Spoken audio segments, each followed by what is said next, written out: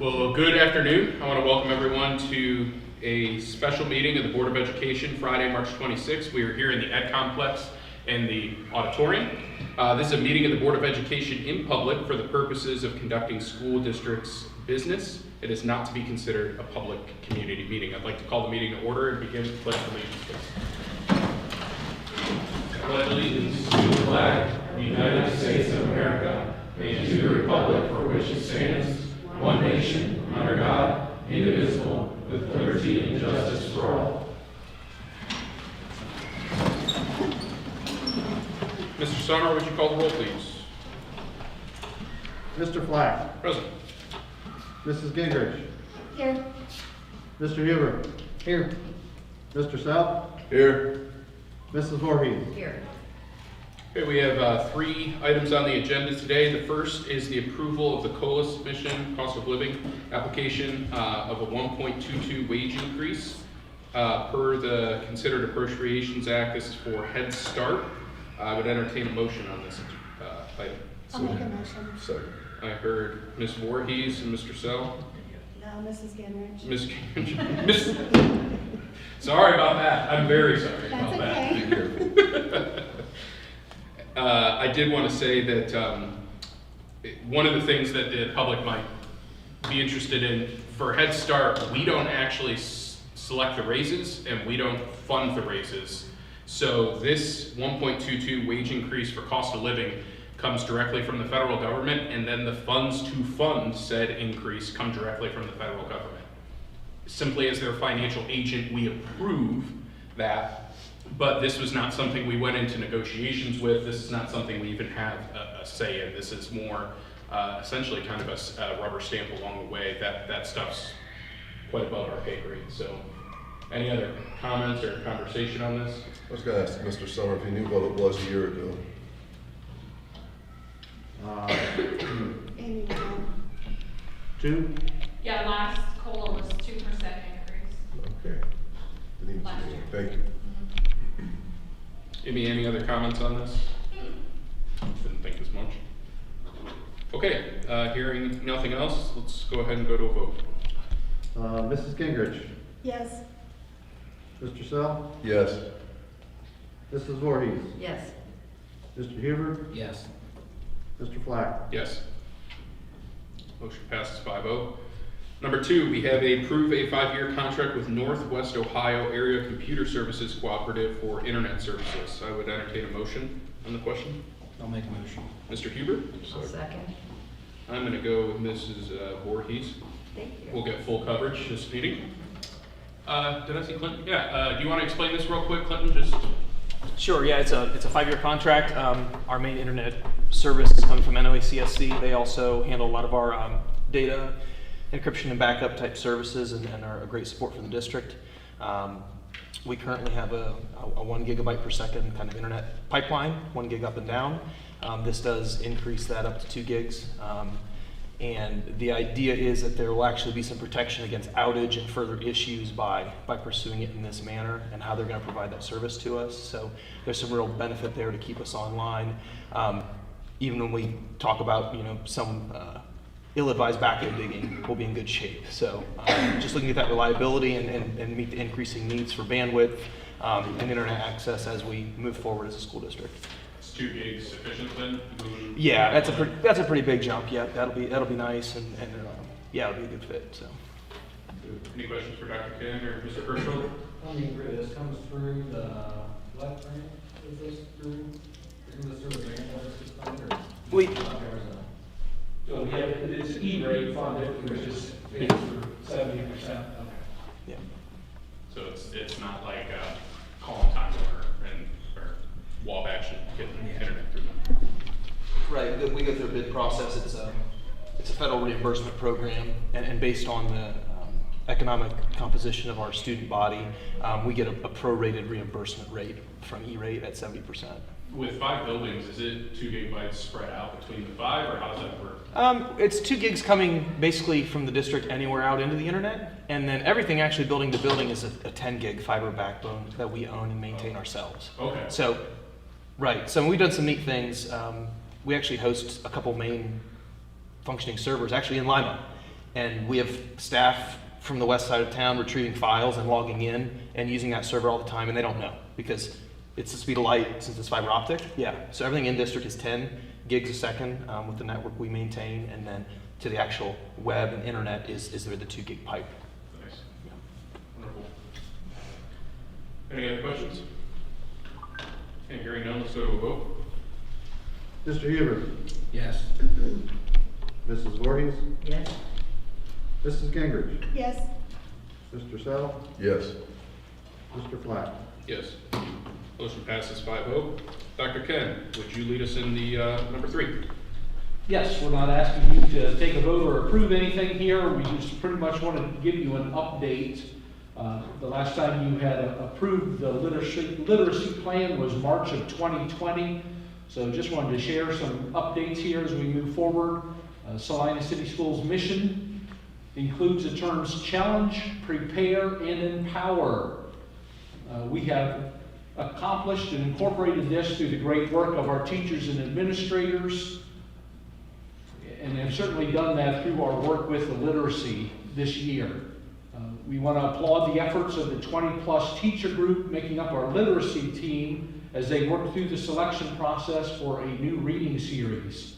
They have selected the Amplify reading series, and that will be for grades K through 8 as the best choice for Celina City Schools moving forward. With the new program comes a need for professional development so that the teachers are supported in the implementation of this new series. When school districts began the use of smart boards and placed them in most every classroom, they came with very little professional development. So even though the teachers had all these smart boards, they really didn't have the information, the professional development, and the skills to use them. So we don't want that to happen again here with our literacy program, adopting the new reading series going forward with the district. So we are looking to add professional development. We see the need for giving teachers the necessary support which is needed so that they are able to offer a literacy program which flows from classroom to classroom and also from grade level to grade level. Now we've had some literacy coaches this last year. Sherry Kinzel provided literacy coaching. Also in some of our conversations this morning, we recalled that the district had Gene Snyder who provided some coaching for our co-teaching experiences. So those things, I think the teachers remember those and have had very good experiences. Margot Ship is here with us today. She's from the State Support Team 6 out of Walpock. She's been a great resource to us this year as we went through the literacy selection process. And she is also available for us as she will lead much of the professional development that we need to cover the material over these next couple years. Along with our literacy plan, we are planning to incorporate literacy coaches, and they will be able to supply the one-on-one and small group support which teachers will need in their learning and delivery of the new literacy program. This will build capacity and also the sustainability for our literacy program. I feel making these changes is going to put Celina City Schools a step ahead in regards to the new dyslexia legislation that's been approved in the legislature. Certainly, as well, this is a perfect time to do this. We do have the state student success and wellness funds and also the federal ESSER funds that we need to be expending.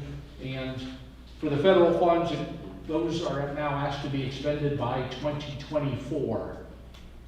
So this is certainly an allowable use of these funds. Now, the feds have said there are certain criteria which the funds are supposed to be used for, and this is an allowable use. We can't just put those federal ESSER funds into the general fund and then pay salaries and the like out of that. But making improvements like this is certainly something that the ESSER funds was put in place for. So looking forward to this. I know Vaughn Ray's been doing quite a lot of the work this year, leading the literacy approach along with the administrators. We have a good array of administrators here, as was asked at the last board meeting, to have more of their support and show it at the board meeting, so we appreciate that. Right now, we'll turn it over to Vaughn, and after his sharing, we'll have an opportunity for you to ask questions. Just want to talk a little bit about the selection process. I do want to thank the work of our material selection committee. It was a group of K through 8 teachers. We had a nice blend of gen ed teachers, title teachers, special ed teachers. So well represented, a very diverse group, great group of teachers, very passionate, and in the end, they want to do what's best for our students. And that was a huge mindset of what we were looking to do. So from late December to basically a week or so ago, we reviewed some series. We reviewed 6 overall. We reviewed them using a rubric, looking at strengths and weaknesses of them. Narrowed it down to 2. And once we narrowed it down to 2, we did some site visits to some schools around the area. We brought in textbook company reps for them to do a final presentation.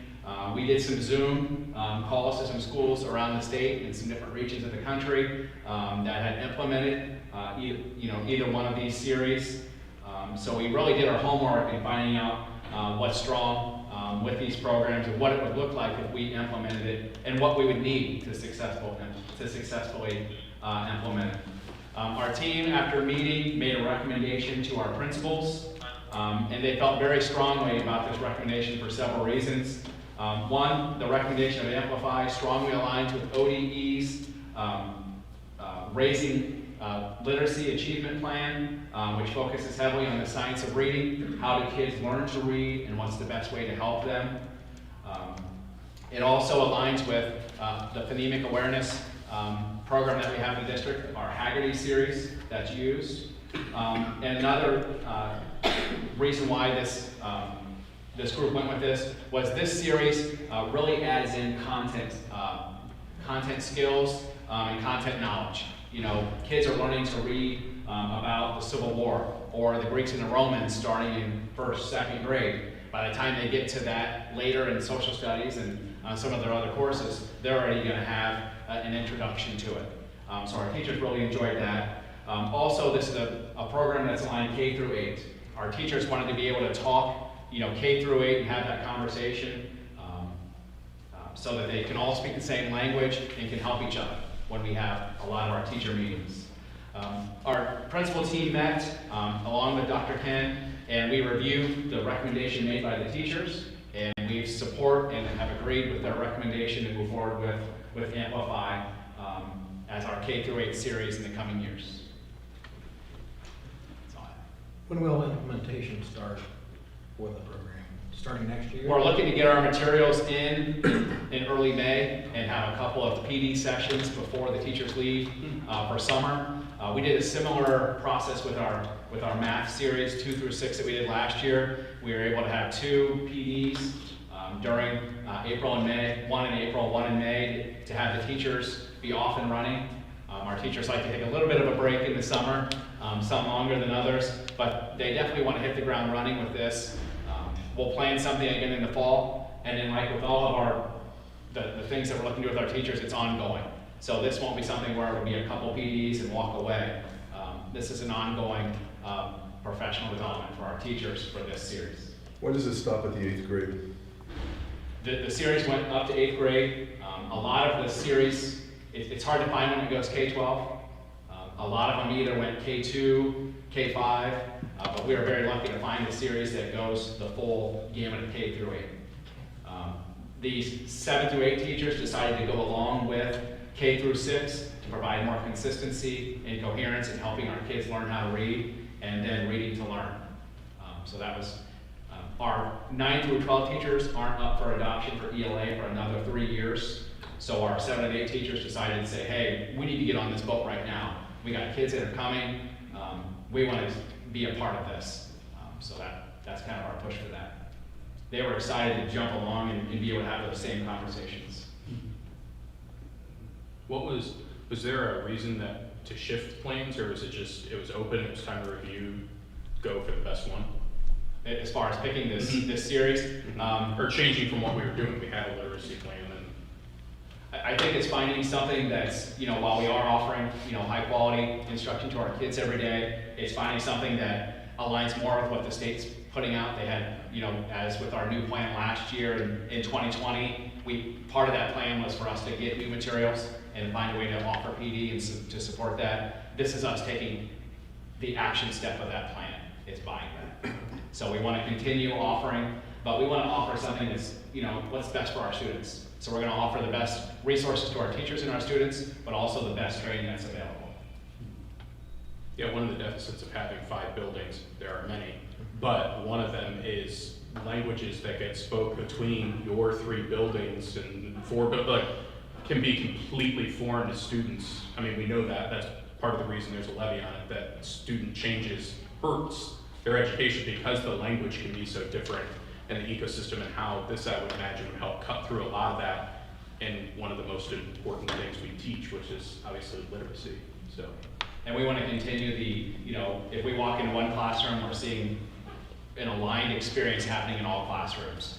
So we want to continue that and offer it with the best stuff for our students. That's what they need and that's what they deserve. So what percentage of students would be identified to be in this program for 2nd grade? Is it all of them? It's every student Every K kid. through 8 this is our I guess our tier 1 instruction is what every kid's gonna get. So if a child is identified as a very good reader now, there is something to challenge that child and make them a better reader. Right, and that's something that we'll cover in our training with the materials, but also with the PD is whether you're working with a student who is struggling to read, is on grade level, or needs that extra rigor and complexity, our teachers will have those tools. That's great. Do either of you want to mention what coaching could look like at all, or are you not prepared to talk about what that could look like? We're still working out those details. I think that'll be rolled out this next week. Okay. I think the principals are looking to cover some of that in some of their staff meetings first before we put that job posting out. Now, we did want to say that we do have some amplified materials available upstairs in our literacy room. If any of you would like to come up and take a look and ask some more questions after this meeting, we would welcome you to do that. Is this something we'll need to approve formally, Dr. Cannon, maybe the April meeting, or is this something we can just keep moving forward? I This think was now part of last year. it's just a matter of moving forward. If we would happen to employ an individual from outside the school district, then that would need approval. But otherwise, if we employ people inside the district for any of these positions. So our hope is to more or less- potentially identify current employees to shift into some of these coaching roles. And That could be very possible. Depends on- We'd certainly like to have those people interested in the positions, because these are people that, the other teachers have grown to know and would trust in working with them. Sounds good. Also, Margot is here as well, if you would happen to have any questions. Margot of SST6 has been working quite a bit with us this past school school year, excuse me. Mr. Arms, while I got you here, we're talking literacy. Any update on the reading guarantee or how you're feeling?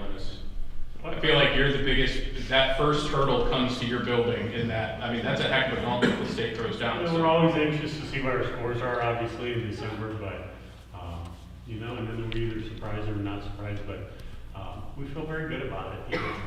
We always go back to say these young children are given a very rigorous test at the beginning of the year of what their knowledge should be at the end of the year. And as we continue through the school year and provide a lot of great instruction, we grow to feel very comfortable. We get to know their needs and we make adjustments. Here in a few weeks, we're going to take that second assessment. We typically don't get those test scores back as immediate as we'd like. We usually have to wait till about the first week of June when kids leave, but we're feeling very confident. We have lots of discussion about every individual child that's either on track or not on track with reading. And yeah, I would say we feel greatly confident about it.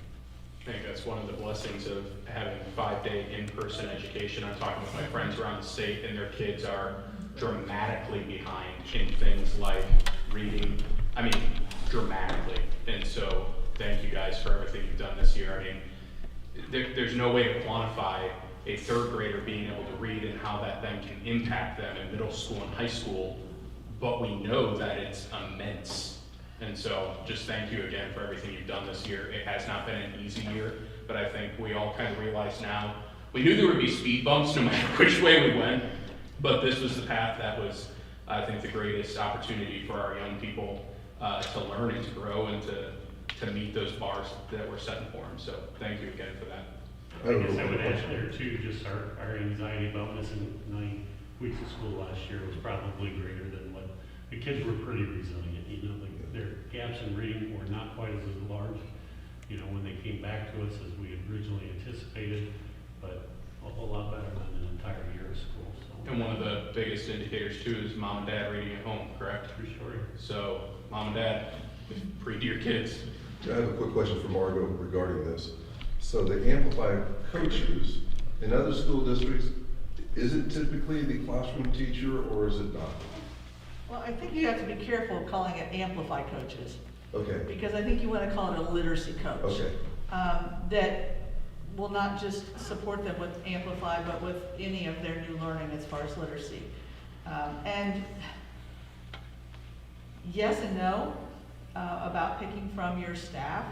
I think there's, you know, if it's a qualified person and they're ready to hit the ground running and they are open to the new learning that they're going to be taking and they're able to speak in front of a group and lead a group and have that ability to be passionate about what they're doing, then that's great. But there's also too comfortable, if you know what I'm saying, people that are too comfortable that can't lead because they're too close to everybody that they've worked with for years. Sometimes a coach has to be someone who gives that corrective feedback, and sometimes that's not easy to do when you're my buddy that I work with, and you know, you come over and your kids are you know, it's hard, and it's a tightrope that they walk, because some people will look at them as being you're more administrative than you are teacher now. Which one are you? So there's a tightrope there. You really have to be careful about picking the right people to do what's it. the optimum size of the group of students? What do you mean? Well, there's a coach that's gonna help them with literacy. Is it best if there's 12 kids or can Well, it be?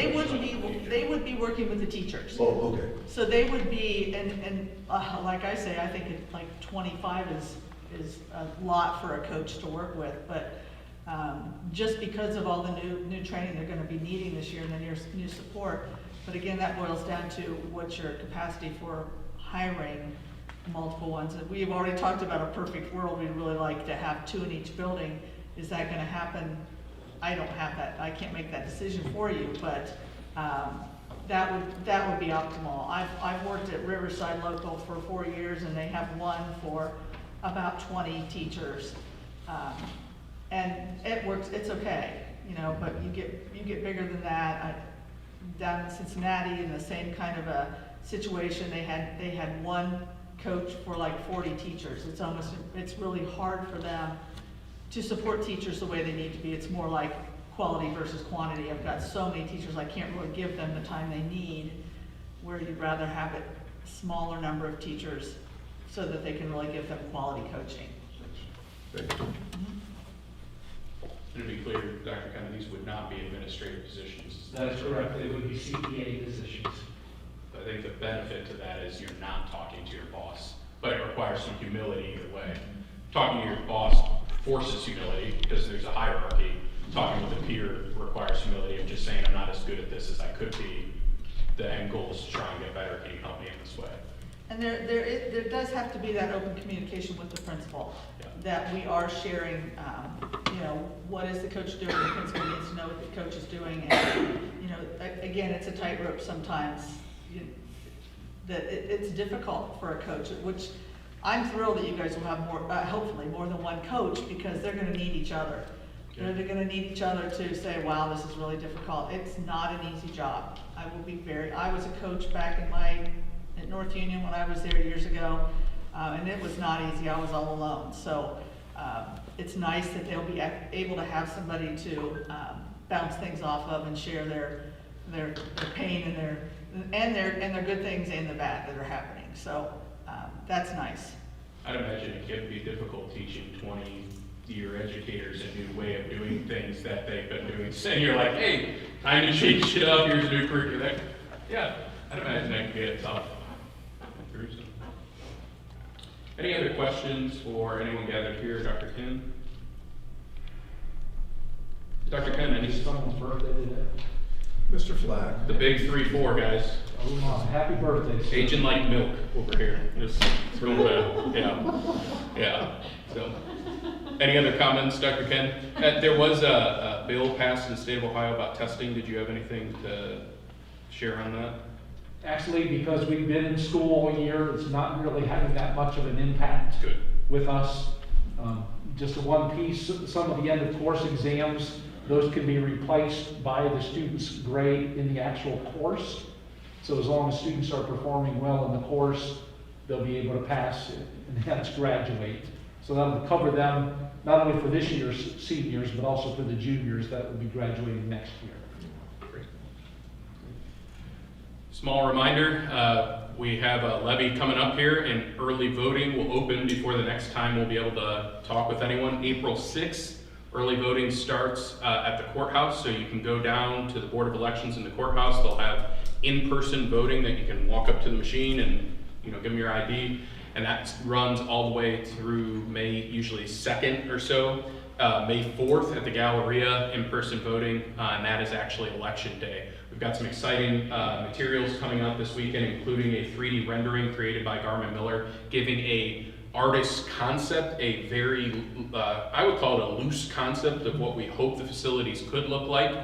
We are encouraging people not to fixate on the roof color or the brick color or one placement of a piece of recess equipment. This is a loose concept. The design of the facilities will take well over a year and will be a $1 million process. This was a thing donated to us by Garmin Miller to the campaign as our pre-bond architect. So we do they make sure to label it and stamp it concept, but we all can get very fixated on, well, I don't like that tree there. What tree was gonna be there? And that's not what those are for, but I'm very excited for the people of Celina to see what we hopefully we'll do for our kids this May, because it would be a wonderful next chapter for our district.